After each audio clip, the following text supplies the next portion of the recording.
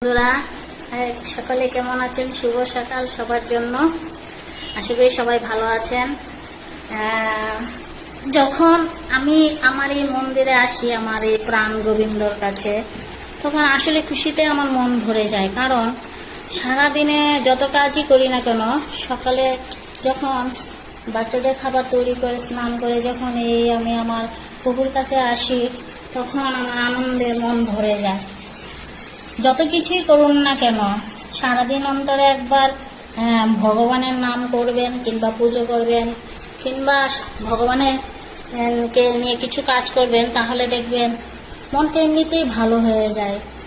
তো সকলেই ভালো থাকবেন, সুস্থ থাকবেন, সকলের জন্য শুভকামনা করি। আমার এই প্রাণ গোবিন্দকে দর্শন করুন, মদন গোপাল, গিরিধারী, শ্যাম, শ্রী বিষ্ণু সকলকে দর্শন করুন। সকলে ভালো থাকুন, সবার শুভকামনা করি।